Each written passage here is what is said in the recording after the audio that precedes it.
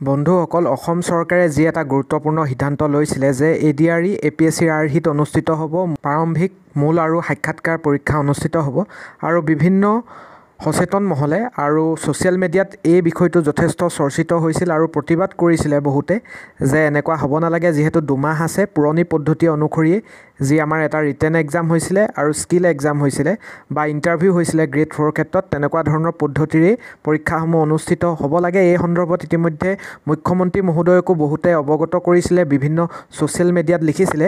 আজি মুখ্যমন্ত্ৰী মহোদয়ে এই সম্পৰ্কে অসম চৰকাৰৰ স্থিতি স্পষ্ট কৰিছে আৰু তেখেতে উল্লেখ কৰিছে যিহেতু অসমৰ ৰাইজে আগৰ পদ্ধতি অনুসৰি বিচাৰিছে, গতিকে চৰকাৰে এই ক্ষেত্ৰত এই বিষয়টো গুৰুত্ব সহকাৰে লৈ বিবেচনা কৰিব আৰু যদি চৰকাৰে উপযুক্ত বুলি বিবেচনা কৰে তেনেহ'লে পুৰণি পদ্ধতিতে 3য় আৰু 4ৰ্থ বৰ্গৰ পৰীক্ষাসমূহ হ'ব পাৰে। গতিকে মুখ্যমন্ত্ৰী মহোদয়ে আজি ফেচবুক লাইভ যোগে কি বুলি মন্তব্য কৰিছিল এই সম্পৰ্কত আপোনালোকে চাই লওক।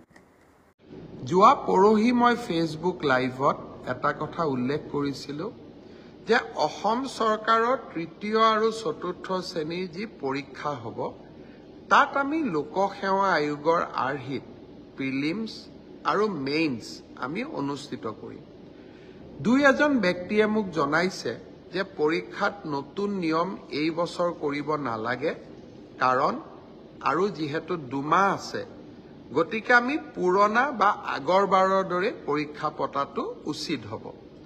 আমাৰ চৰকাৰখনে সদায় ৰাইজৰ কথা শুনিবৰ বাবে চেষ্টা কৰে, কাৰণ আমি বিশ্বাস কৰোঁ লাও যেনেকৈ পাতৰ তলত থাকে, চৰকাৰো ৰাইজৰ তলত থাকে, ৰাইজৰ ঊৰ্ধত নহয়।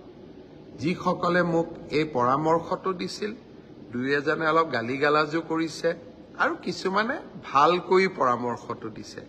গালিগালাজ কৰা সকলকো মোৰ মৰম জনাইছোঁ আৰু ভালকৈ কোৱা সকলকো মোৰ সন্মান জনাইছোঁ।